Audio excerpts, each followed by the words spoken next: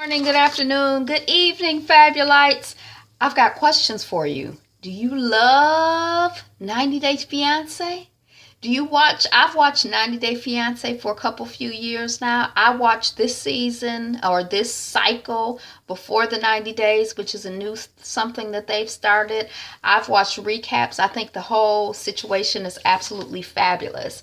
So I'm Angela. The channel is Be Fabulous You. Thank you so much for clicking on the video and sticking around while we talk about 90 Day Fiancé, the couples tell all.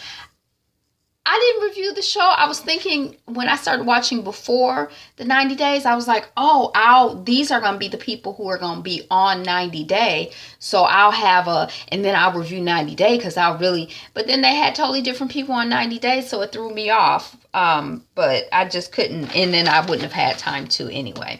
But I did watch it. I had time to watch it.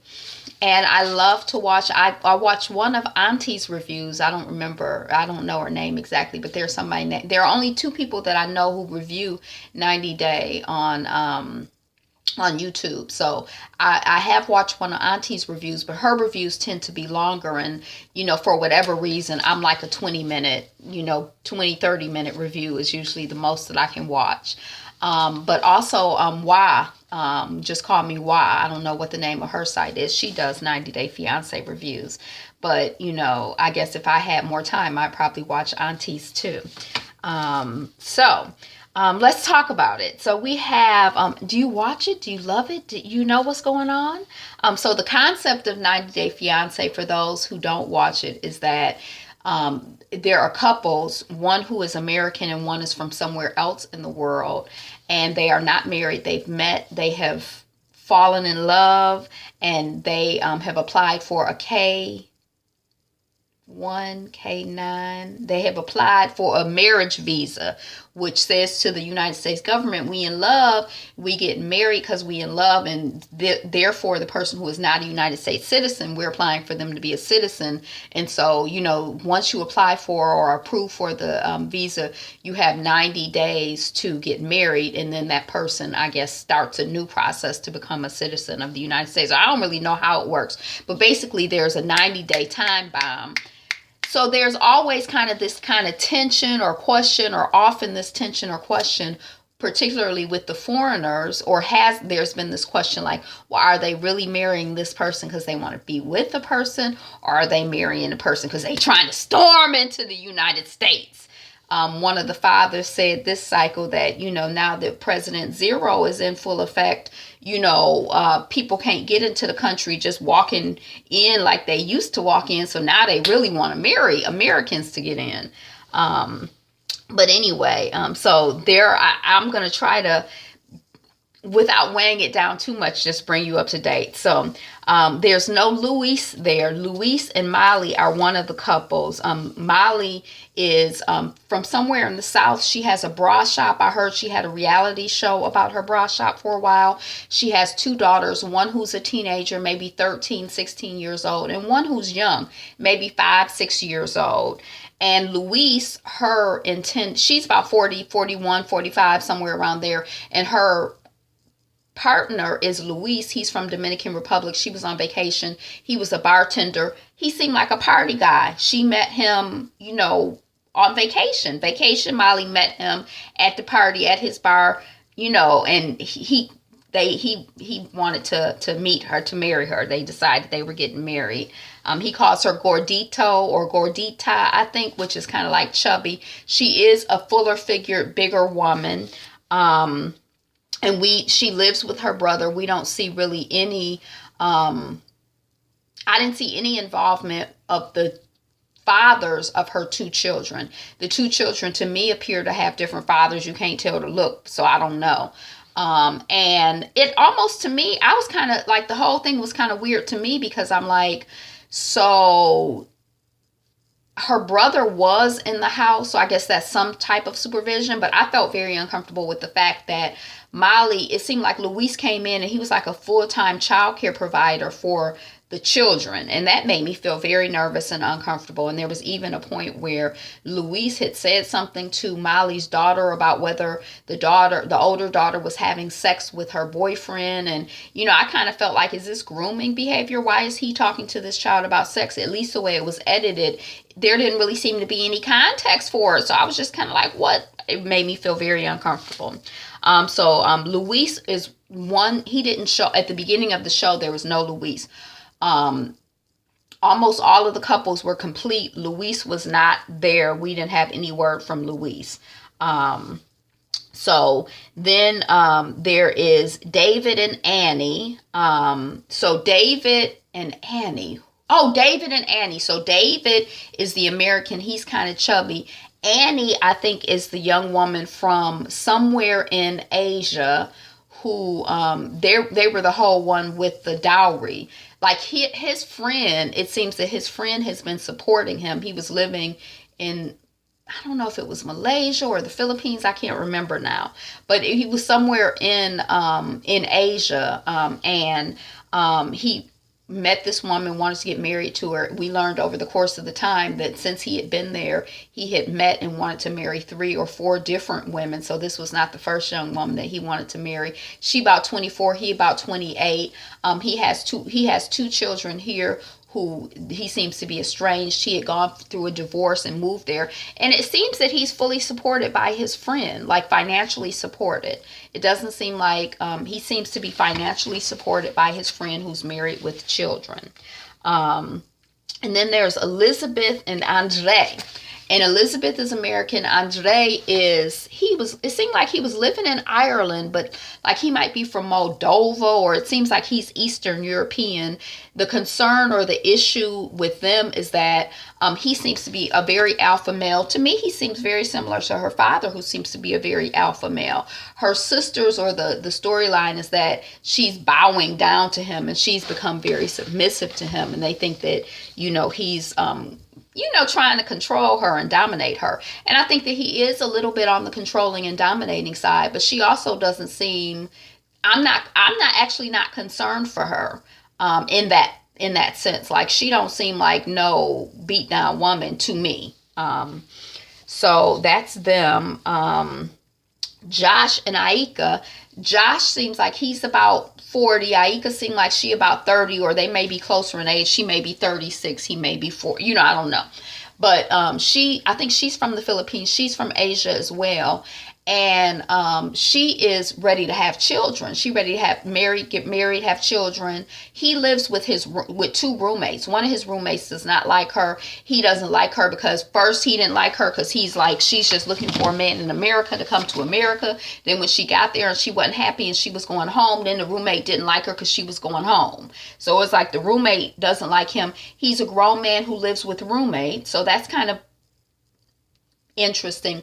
And he has had a vasectomy. So she's ready to have children now. Her biological clock is ticking. She don't really have a lot of time. So when they went to the doctor is like, the concern is not his vasectomy. The concern is that you probably only got 4 good eggs. And I'm like, well, that's a dual concern with the vasectomy. We need to hurry up and reverse this vasectomy, because if I only got 4 good eggs, we got to try 4 good times. We ain't got time to waste. We don't have time to wait. Let's get a move on it. But he seemed like he don't really want to have any more children. He had 2 children, had his vasectomy, he's done. Aika is like, I'm getting married and I'm ready to have children. Let's get to. Then there's Molly and Luis, we talked about them. Then there's David and Evelyn. Evelyn is a young girl. She's 18. She's a singer, a Christian singer in a band. She lives in a small town with her family. Her family is the band. She's the lead singer of the band. The family is very close, very Christian. She's met this guy. He's about 10 years older than her. He's from Spain. He's a Spaniard, and he is they're both virgins. They're both Christians, and he has moved from Spain to get married to her. And it seems almost like her experience of the world is very like small and limited to she just lived a small world, but she's been like the queen of her small world. And she wants him to come and join in her small world and, worship her and marry her. And, she's been dreaming about her wedding since she was 2. So he could just be the kin to her Barbie. Just put him in place. He could just, but he has some different opinions or whatever. Not really, but those are the people. So Amy is surprised. She says that Luis is not there, and a couple of folks are surprised that Luis is not there. Andre feels that Luis does not deserve Molly. Now, Luis and Molly, their whole thing was weird because he was taking care of the children, and he seemed like he was a little stressed out. And then it was like all of a sudden there was a turnaround. They had their bachelorette and bachelor parties. They had agreed, according to Molly, that they were both going to come home at 10. At 10, Luis called Molly. He not coming home. He having too much fun at the club. It's his only day off from babysitting, so he going to take full advantage of his day off. He the man. He's not leaving. But then after that, the next day when they talk, he's like, and furthermore, we haven't heard any mention of this. I don't know if it's editing or whatever, but furthermore, you got all these owls in your house. You have African masks in your house. You have Buddhas in your house. You're a devil worshiper. I don't see no Bible. I don't see no cross. You're a devil worshiper, or say, whatever.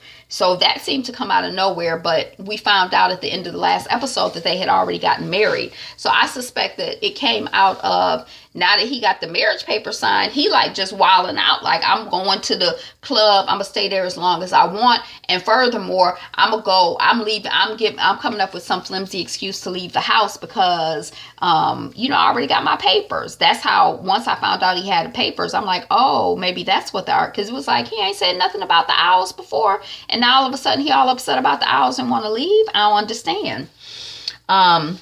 Azan and Nicole are the last couple, and Azan has been unreachable for 3 days. She is a young blonde woman. She has a child. We find out that the child's father she met when she was 17, 18. At 18, she moved to Florida or down south or wherever to be with him. Once she got pregnant, it didn't work out and she came back home. She has very little income, but she's sending a lot of money to Azan, who is Moroccan, perhaps. He's someplace like, in Africa, but like the Arabic Muslim type Africa.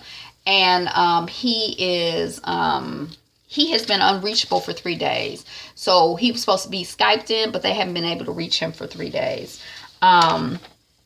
First impressions, Annie said she's excited to meet Nicole because she'd seen Nicole on TV before. Nicole was on last season's not Married at First Sight, 90 Day Fiancé. So she still hasn't gotten married, but she's been on the show for a couple of years.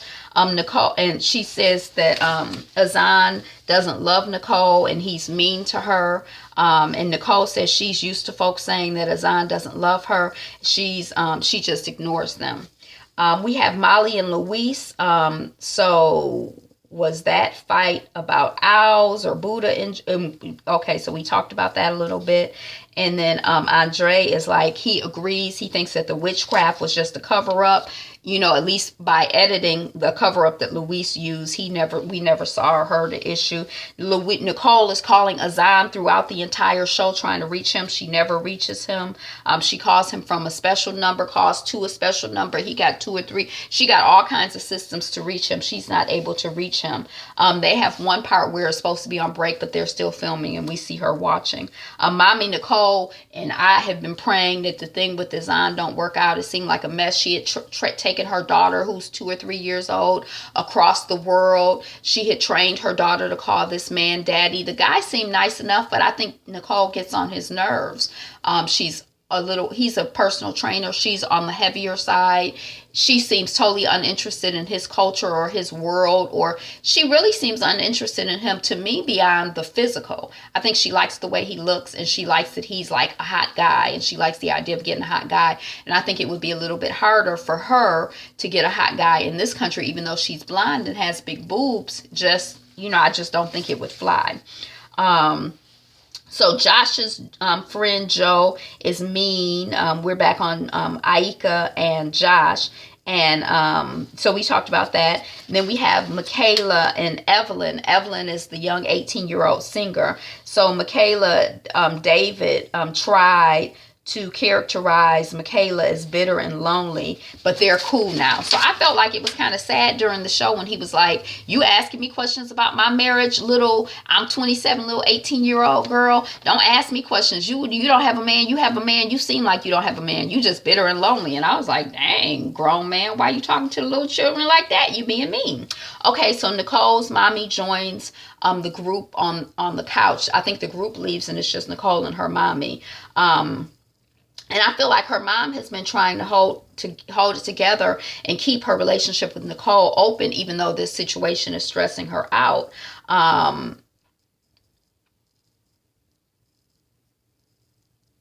We talked about the child calling the child daddy and the mother being concerned about that. And she says that she doesn't like that, Nicole. And then we find out that Nicole had trained her daughter to call another guy daddy. So it's a pattern. 2 points makes a pattern. We're concerned about this. We find out that Nicole is sending money to Azan, but Nicole has a minimum wage job and a daughter and herself to support. So she's not really in a position to be supporting someone else in another country. So what happens is when she runs out of money, she asks her mother for gas money or food money, and her mother has been giving money, but it's kind of like the baby is in the mix. So I feel like she probably don't know what to do. Like, if she don't give money to the daughter, then what's going to happen to the granddaughter? And if the relationship with the daughter breaks apart, what type of support system is baby May gonna have? So Nicole is trying to buy Azan to me. I think that Azan is conflicted, although the mama says that when she does Western Union money to Azan, somebody is picking the money up. So I guess he can't be too conflicted, but he ain't there today. So then we see David and Annie. They're joined by Chris and Nikki. Now, Chris was the man who was supporting the man who was getting married to the woman from Asia, one of the women from Asia. Chris and Nikki is a black woman. Chris is a white man, and they have children. But Chris has been basically supporting David since 2009. We find out that the men have known each other since 2009. So I'm confused. Did one of their friends commit suicide? Like, how did the man come to be supporting another man since basically he met him? How did they get that close, and how did he feel that obligated? Does the man have dirt on him? I mean, I don't understand what's going on. It's not like it's his child, or like, I don't understand. Annie is like, well, every woman wants a man to take care of her. And I don't know if every single woman, but I don't think you can call a woman a gold digger for thinking that a man, especially an older man, a man who's twice her age, is going to be financially responsible for taking care of her. I love him because he gives me everything. There's still $13,000 owed on her on her dowry. He paid $6,000 or $7,000, and so Chris has been giving David drinks.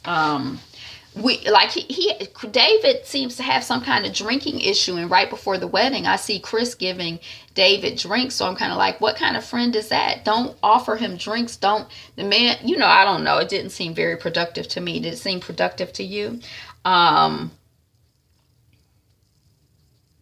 So Chris is also the sponsor of David and Annie. So if something happens with the relationship, then Chris and his wife, Nikki, by extension, are financially responsible for Annie for 10 years because they sponsored him. So they paid for the wedding. They've been paying for him to live in Asia. They paid part of the dowry. It seems like they're his source of income.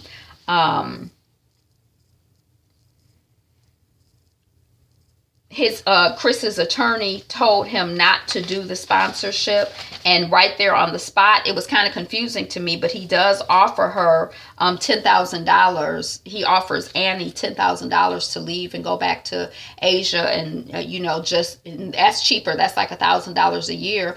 And if something, because we get the impression that David is not really able to support himself, let alone someone else, and they're concerned like, well, if he has children. But I understand where Nikki is coming from. That's the wife. I don't understand where the husband is coming from with his support. Like at every turn, it seems like he just has more money and more support for David. Annie is offered this $10,000, which would go a long way in the part of Asia where she's from, but she turns it down because she says she loves him. And she's talking that stuff. I was like, talk that stuff, Annie. She's saying, David, you couldn't pay me $1 million to leave my man. I mean, Chris, you couldn't pay me $1 million to leave my man, David, because I love him. And I was kind of like, okay. We have a mess. Molly asked Luis back. So she thinks they're doing well. Luis is sitting on the other side of the couch. It's strange. Molly is there with her daughter. When Luis comes in, the daughter moves over so Luis can sit next to her. Luis sit across from the couch. It's just strange. Molly feels that she was not tricked by Luis. From the outside, it looks to us like he's been tricked, but there's so much you can't see and understand just looking at, you can't understand.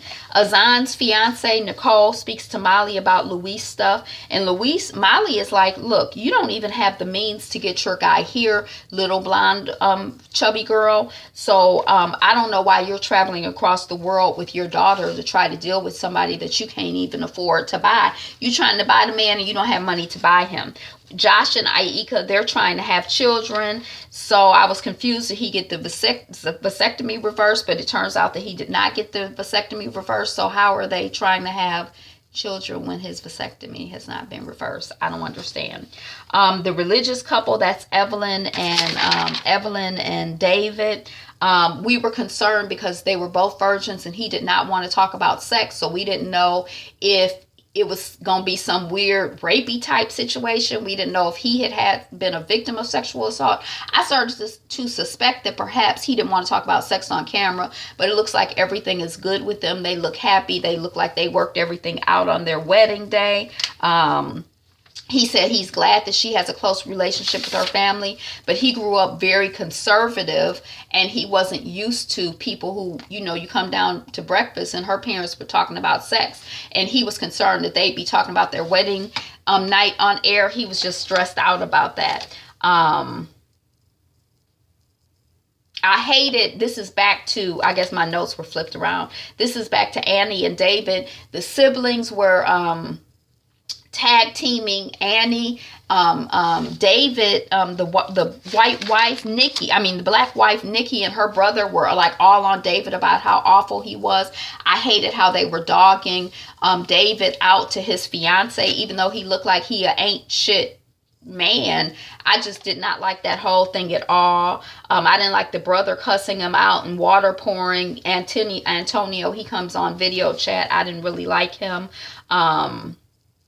The hostess asked, does David have a drinking problem, Chris? Then the daughter of David is like, Dad likes to party, Dad likes to drink, Dad likes to hook up with prostitutes. And it's kind of like, okay, this is the 24-year-old woman with the 48-year-old man who has a drinking problem, who has it seems like no source of income, who's been being supported by his friend since 2009.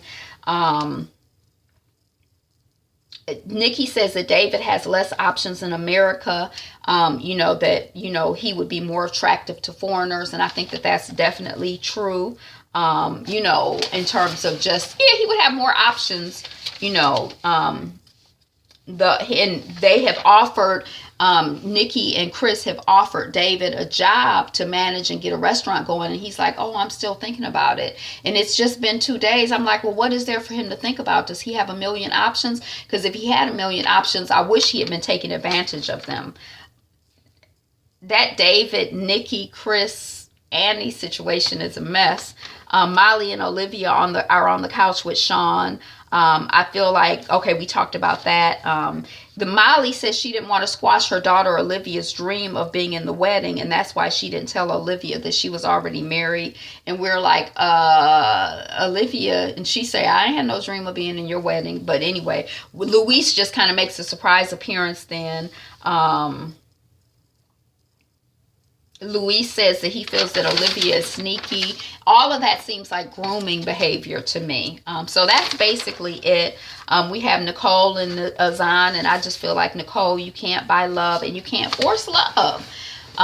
So this was kind of all over the place because I was trying to, it's a lot, but those are just some of my thoughts on the Couples Tell All edition of 90 Day Fiancé. I love the show. I don't know how I would ever review it because I don't know, but I love the show. I'm really looking forward to, they advertise something called Seeking Sister Wife, which is starting January 14th. I don't know what the new year looks like for me because there's a lot going on, but I'm like, I might be watching Seeking Sister Wife. Are you watching Seeking Sister Wife? Did you watch 90 Days Fiancé? I love this show. It's so interesting to me to watch the relationships and the people and try to figure out what's going on. And then the people on 90 Day Fiancé are so shady. Like when David was like, he didn't want to talk about sex with his fiance, the little 18-year-old singer girl from the small town who feels like it's the best place in the whole world, but she hasn't really been to too many places.